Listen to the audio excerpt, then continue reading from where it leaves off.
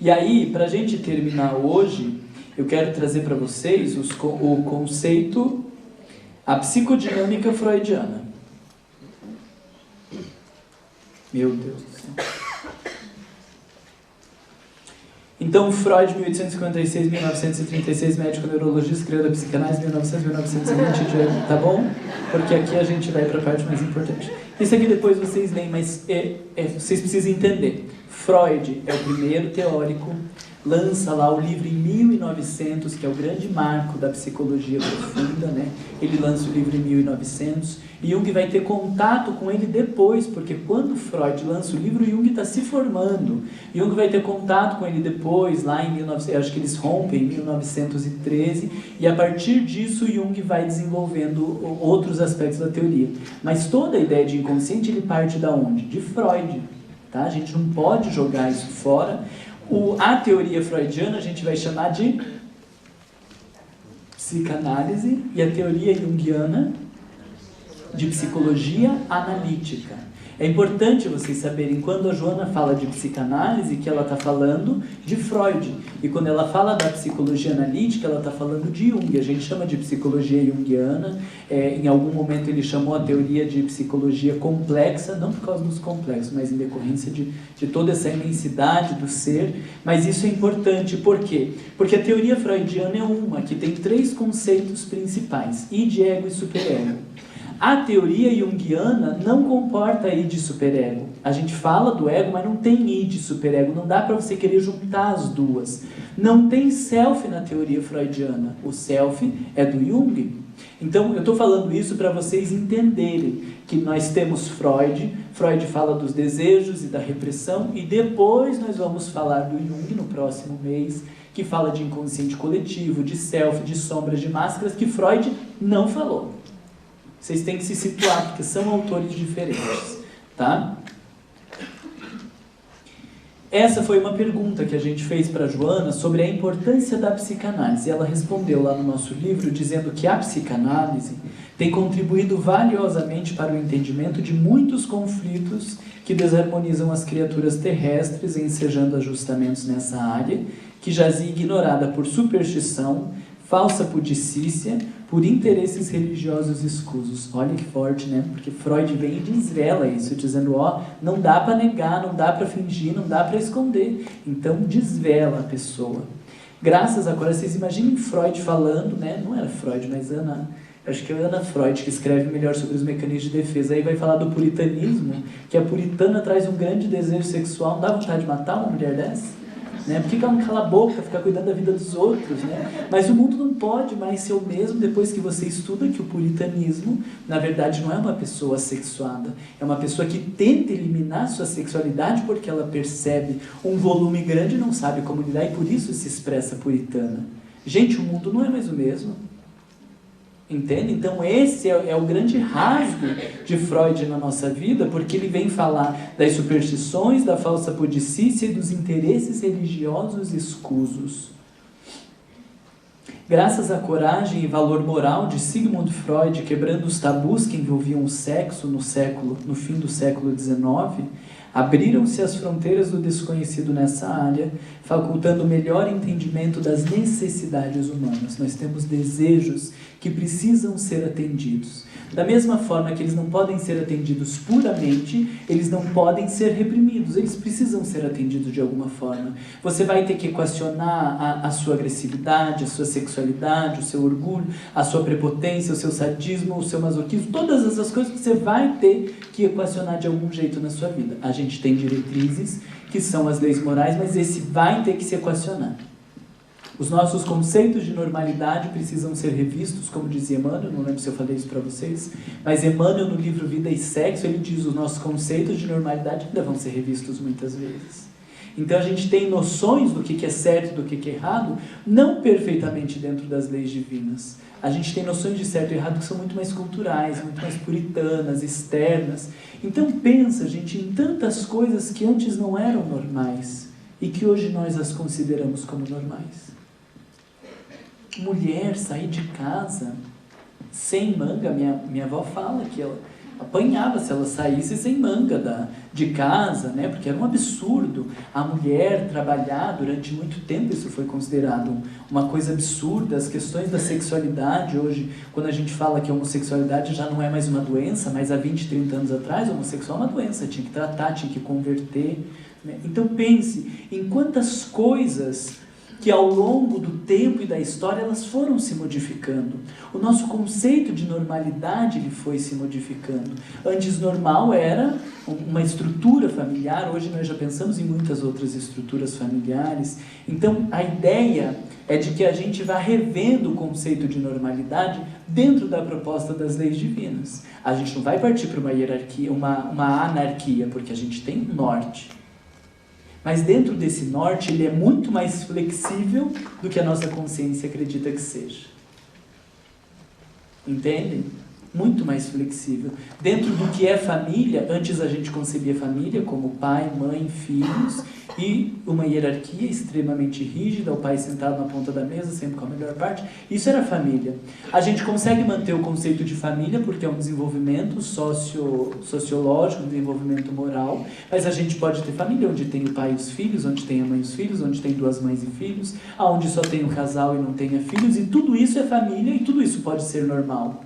Porque se não ter filhos vai para o inferno. Chico Xavier tinha que ir para o inferno, Divaldo Pereira Franco para o inferno, porque não fizeram filhos. Então veja, a gente vai ampliando o nosso espectro de família dentro de uma normalidade. Antes a gente via normal como só uma coisa. Nós não estamos transgredindo as leis, estamos dentro do conceito de família, mas numa concepção de normalidade mais ampliada. Sexo só para reprodução. Esse era o conceito de normalidade. Hoje a igreja parece que ainda pensa assim, né? Que é contrário a preservativo, que tem que usar sexo só para reprodução. Então nós estamos falando de sexualidade, mas de repente a gente pensa numa sexualidade que não é só para reprodução, que a sexualidade bem desempenhada faz parte de um estado de saúde mental. Nós continuamos dentro de um espectro, falando da importância da sexualidade, mas de uma normalidade muito mais ampliada. Entendem? Então, esses conceitos eles vão sendo revistos, e Freud foi um grande marco na nossa sociedade, no planeta Terra foi um grande marco, por nos fazer repensar um pouco entre duas outras estruturas. Ego a gente vai trabalhar melhor depois, mas só para vocês terem uma noção, ele é o núcleo da personalidade de uma pessoa, princípio de uma organização dinâmica que determina as vivências e atos do indivíduo. Então, o planejamento, a organização, o que eu quero ou não quero, o que eu gosto ou não gosto, tudo isso a gente pressupõe que é o ego que está fazendo esse movimento. O que você quer ser no futuro, o que você quer fazer, tudo isso é o ego. E ele vai ter que administrar entre o mundo externo e o seu mundo interno. Então, primeiro a gente tem lá uma instância chamada id. Vocês já ouviram falar do id? Espírita não ouve falar porque a gente recalca essa palavra, joga para o inconsciente e finge que isso não existe. Porque o id, olha a definição, dicionário de psicologia. Do id promanam os impulsos cegos e impessoais, devotados à gratificação do instinto sexual, libido, estreitamente vinculado às necessidades primárias do indivíduo, por isso que a gente não tem. Alguns autores afirmam que o id é o verdadeiro inconsciente, que ignora o mundo exterior, pois não está em contato, e o objeto único de seus interesses é o corpo, sendo suas relações determinadas pelo princípio de prazer. Que horror, né? Saber que a gente tem uma parte devassa, praticamente, que está só preocupada com o prazer. Você tem essa parte dentro de você? Levanta o braço para eu ver.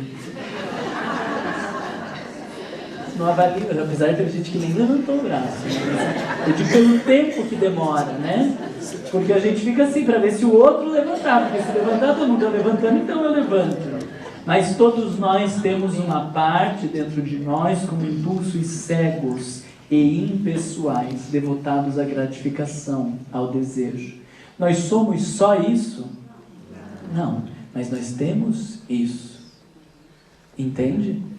Esse é o aspecto. Nós vamos saindo de uma lógica de ser uma coisa para ser muitas coisas. Nós temos, Estes impulsos que buscam o desejo, ligados ao corpo, ao princípio de prazer dentro de nós.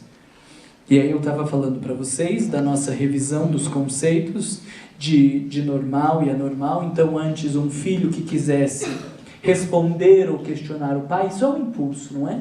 De responder, de ímpeto, de não aceitar. E isso precisava ser anulado, porque era completamente inconcebível um filho questionar um pai. Hoje em dia o filho questiona, a gente tem que rebolar e ainda não consegue explicar e vai perguntar para o psicólogo o que faz, porque isso é completamente aceitável, que um filho questione hoje o seu pai, mas por que eu tenho que fazer isso? E se você não explica direito, ele não faz. Isso nós estamos falando de criança de 5 anos de idade, né? Não estamos falando de adulto.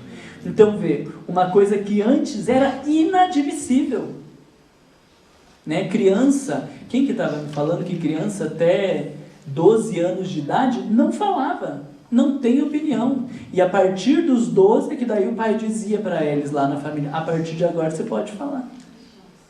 Mas falar quando perguntado, falar quando questionado, porque não falava. Entende? Então, isso era uma coisa absurda, inadmissível. Hoje a gente tem criança de 3 anos fazendo umas coisas que também parece absurdo, né? De outro extremo, mas o que eu estou dizendo é que a gente vai revendo. Se você falasse para um pai há 60 anos atrás que um filho poderia questioná-lo e que questionando e conversando teria uma educação melhor, ele matava a gente. E hoje em dia a gente vê que esse é o melhor caminho. Não da imposição, mas do diálogo. Mas há 100 anos atrás não se pensava talvez isso. Percebe como esse conceito do que é normal e aceitável, ele vai se revendo? Então hoje, gente, os nossos conceitos, eles também vão ser revistos. E daqui 30, 40, 60 anos, a gente vai ser antiquado se a gente continuar pensando desse mesmo jeito. Assim como as pessoas hoje são antiquadas, quando dizem, no meu tempo, eu falava para minha avó no tempo que eu era mais mal educado, eu falava assim, mas no seu tempo já passou, agora a gente está no meu tempo, então já passou. Né? Porque, no meu tempo não podia, mas já foi. E se a gente continuar preso ao tempo lá atrás, o que vai acontecer? A gente não consegue evoluir. Então, dá um medo falar do id, dessa parte do inconsciente, de desejos, de pulsões que nos move, mas ao mesmo tempo que nós estamos descobrindo que esse é um reservatório de energia muito grande, nós também estamos identificando que muito do que hoje a gente diz que tem medo, eles podem ser revistos, porque são todas energias. A gente não precisa ter medo da energia. A gente precisa ter medo de como vai canalizar a energia, porque isso pode dar problema. A sexualidade em si não é um problema, mas como ela vai ser canalizada. A agressividade não é um problema, dependendo de como ela vai ser canalizada. Entendem? E a outra parte é o superego. O superego, nós vamos dizer que ele, na perspectiva freudiana, é a consciência. Tá? Superego, enquanto consciência, age para restringir, proibir ou julgar. Também atua inconscientemente nas compulsões ou proibições. Freud apresenta o desempenho do superego como uma instância que se separou do ego e parece dominado, como demonstram os estados de luto patológico ou de depressão, nos quais o indivíduo faz uma autocrítica severa ou uma autodepreciação. Então, o superego é essa instância, em alguns momentos parecendo destrutiva, porque quando o sujeito deprime, ele está num processo de autodestruição, às vezes, muito grande, de autopunição, de autocondenação. Mas ao mesmo tempo que ela é destrutiva, vocês percebem que essas duas instâncias, elas fazem um equilíbrio? Porque se por um lado nós temos uma parte que deseja apenas, que busca só o prazer, por outro lado nós temos uma parte que está ligada apenas às regras. Eu notei aqui algumas coisas que eu queria lembrar de falar. De que a gente faz, segundo a teoria freudiana, a gente faz uma internalização do superego a partir das relações com os nossos pais, e daí a gente introjeta isso, das regras, do que pode, do que não pode, do que deve, do que não deve. Então, às vezes, mesmo a pessoa sabendo que ela poderia agir desse jeito, ela não consegue, porque tem uma parte dela ligada às regras, que é o superego, muito forte. Em todas as situações, seja a gente preso ao superego, ou seja a gente preso ao id, nós teremos problemas. A gente fala que a culpa, por exemplo, ela é consequência deste superego. Né? Porque ele está ali dizendo, você não devia, você não podia, olha o que você fez, é um absurdo isso. O que é isso? Pensa como uma pessoa dentro de você, como um juiz que está ali o tempo inteiro dizendo, não pode, não deve. Só que ele não está preocupado com os teus desejos, porque a parte preocupada com os desejos é outra. Então o ego ele vai estar ali no meio, mediando entre o mundo lá fora, o que o mundo espera, o que eu tenho que fazer, o que eu preciso fazer, o que eu preciso dar conta, e internamente eu tenho uma parte desejosa e uma parte determinante, que diz pode, não pode, deve, não deve. E o ego fica no meio desta equação dizendo, agora eu atendo um pouco aos meus desejos, agora eu atendo um pouco às essas exigências. Porque se eu atender só às exigências, o que acontece? A maioria das pessoas deprime. Se eu atendo só os desejos, né? E se eu atender só a parte pulsional,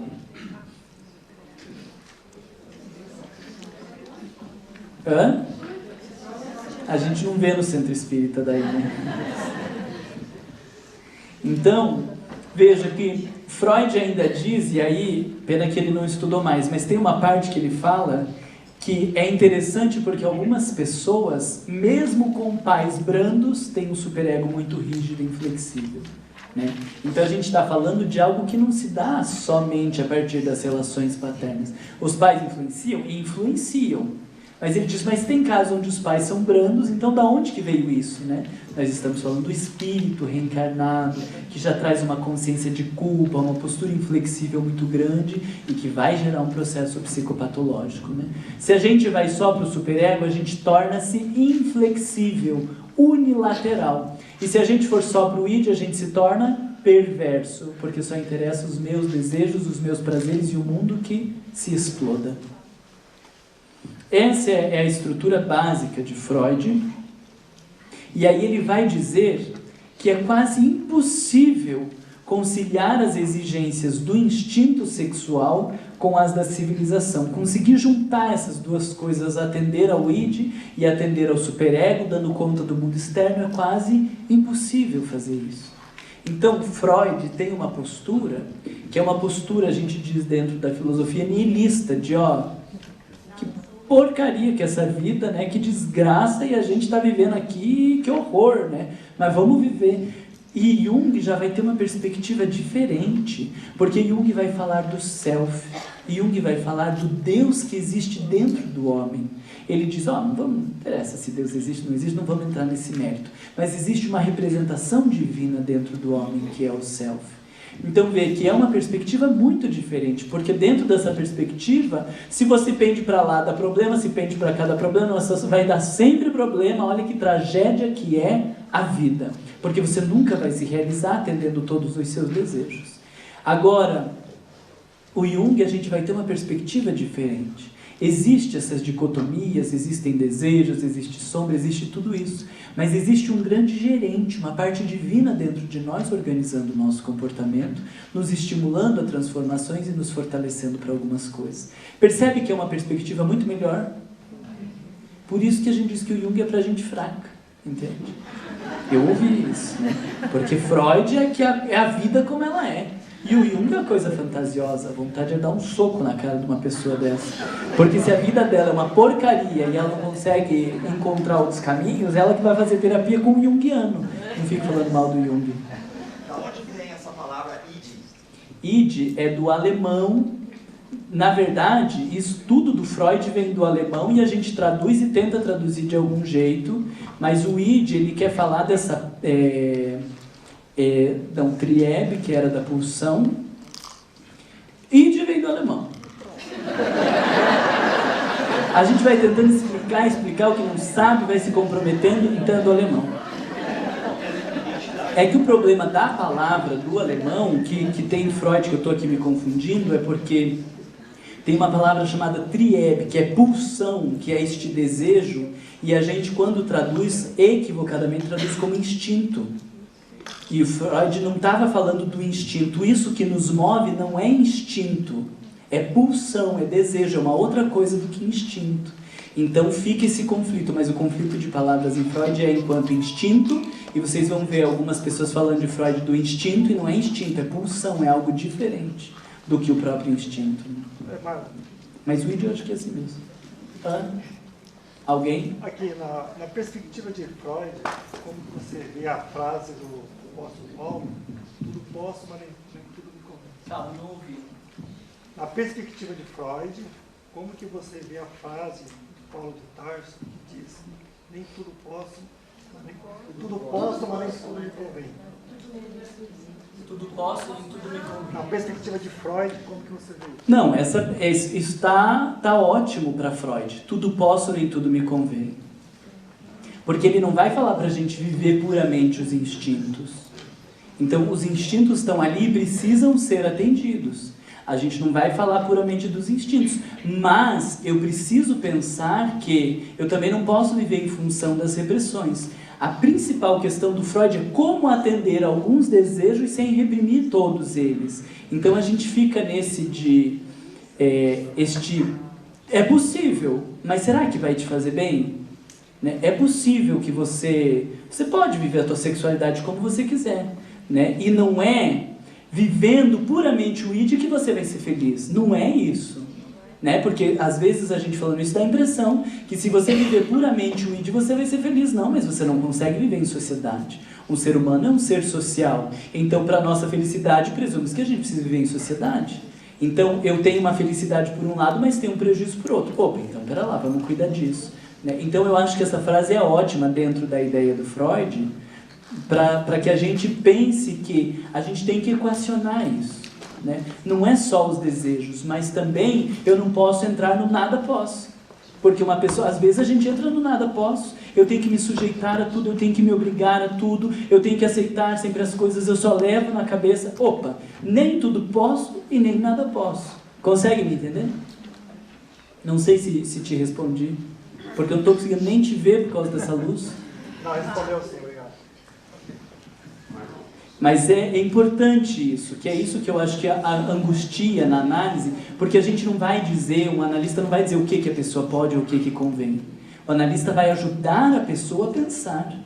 Né? Então, eu queria fazer tal coisa, nós vamos pensar juntos sobre isso.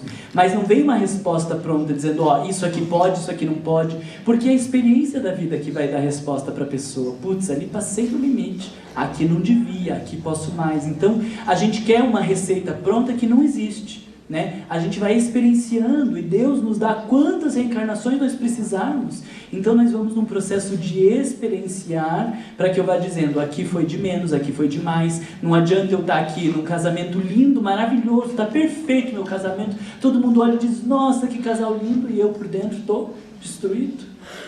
Não tenho prazer, não tenho gosto, não faço as coisas que eu quero, não me sinto à vontade, tenho que ficar me controlando do lado do outro. Que casamento é esse? Entende? Então, é uma equação pessoal. Mas se eu resolver meter a boca e exigir tudo do meu casamento, também não vai dar certo.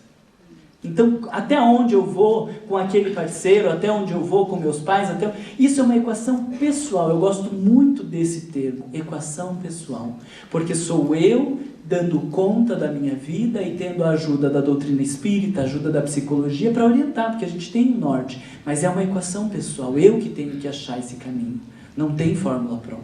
Esse é o esquema considerado o esquema freudiano, que é péssimo. Até o Freud diz que não deu conta, que brinda com as pessoas, porque seria a parte da consciência, aqui a parte do pré-consciente e aqui no fundo a parte do inconsciente. E o id, que é a parte instintiva, ele estaria muito mais no fundo do ser do que lá para a consciência. E o superego, ele tem uma parte inconsciente e uma parte consciente, o ego uma parte inconsciente e uma parte consciente. Então, esse superego, as cobranças, as exigências, elas não são todas conscientes.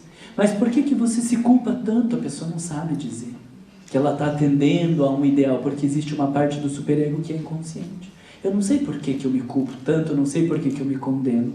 Então, nós estamos falando de um superego que é inconsciente. A gente faz coisas que nem sabe por que fez. A gente está falando de uma parte inconsciente do ego. A gente não conhece toda a nossa personalidade. E aqui tem a parte do reprimido que estaria dentro do inconsciente, mas ele faz esses esquema, porque no início a ideia de Freud é que o reprimido, isso que a gente reprime, seria todo o inconsciente. E aí depois ele vai dizer, não, o reprimido é uma parte, mas o inconsciente é muito mais que isso. E aí, a última parte da teoria de Freud, ele vai falar da pulsão de vida e pulsão de morte, do desejo de vida e do desejo de morte. E a gente precisa equilibrar entre esses dois desejos. Mas daí fica muito mais difícil para a gente falar, eu não tenho informação para isso. Mas o que a gente vê? Que no meio religioso, a gente tem uma supervalorização do superego. E o superego faz repressão.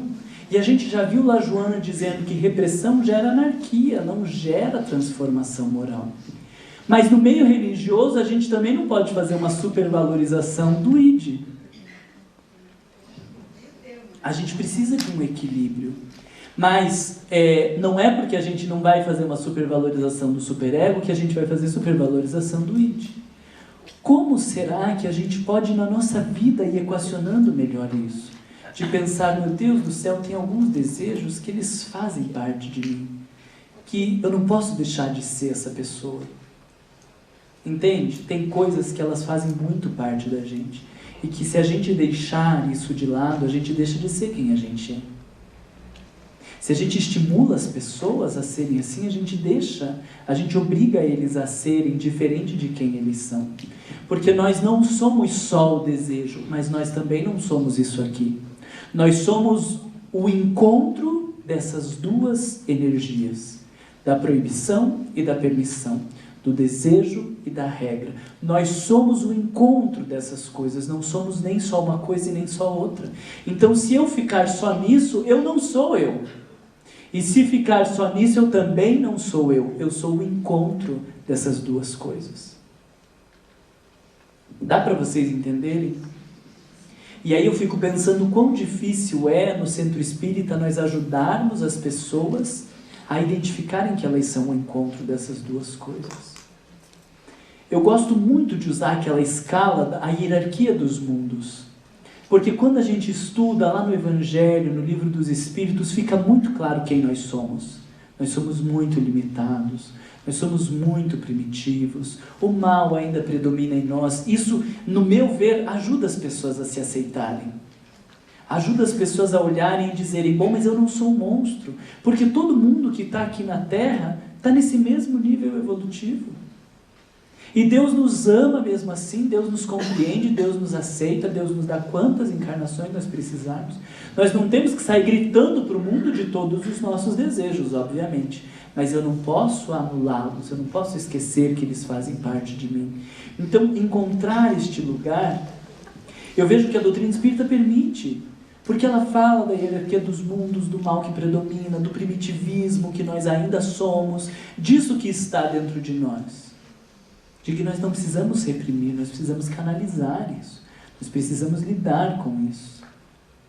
Então, acho muito importante pensar. Mas, como a gente tem pouco tempo, eu não vou dar espaço para vocês pensarem. Vou trazer 2 outros conceitos que são importantes de vocês entenderem, que às vezes são jogados nos textos da Joana, que é neurose e psicose.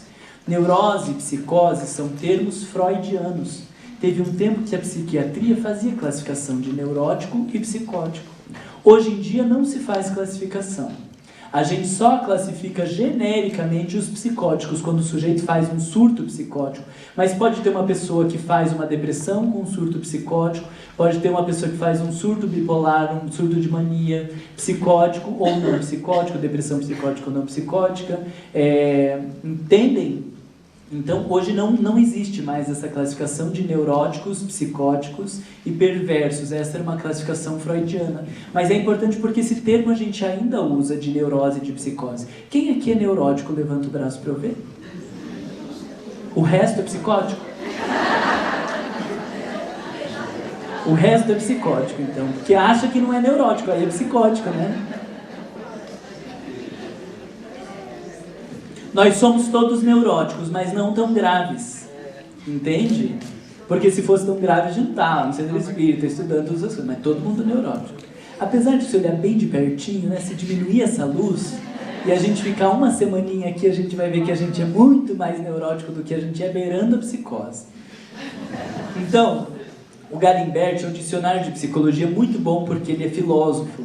Muito bom esse dicionário. Ele diz que a neurose é um distúrbio psíquico sem causa orgânica. Então, é um distúrbio mental, mas que não tem causa no corpo, cujos sintomas são interpretados pela psicanálise como expressão simbólica de um conflito que tem suas origens na história do sujeito e que constitui um compromisso entre o desejo e a defesa. Não pode, não deve. Então, esse conflito entre eu quero, mas não posso, gera a neurose. Então, eu vou ficar ansioso quando eu desejo uma coisa, mas eu não posso. Eu vou ter uma depressão quando eu me proíbo esse desejo. Eu vou ter um ataque de pânico. Eu vou ter um monte de sintomas diferentes conforme a estrutura da personalidade, mas sempre nesse conflito entre o desejo e a defesa. Isso é que é neurose. Entende? Quando a gente diz neurótico, né? A pessoa não sabe o que quer. Né? A pessoa fica ali, uma hora quer, outra hora não quer, diz que ama, diz que odeia, quer estar junto quando está junto, quer estar longe. Né? A gente diz que aquilo ali é neurótico.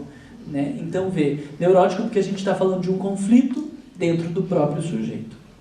Ela, a neurose, consiste em uma frustração, em uma não realização de um daqueles desejos da infância que nunca são vencidos e que estão tão profundamente enraizados em nossa organização filogeneticamente determinada. Essa frustração é, em última análise, sempre uma frustração externa, mas no caso individual, ela pode proceder do agente interno, superego, que assumiu a representação das exigências da realidade.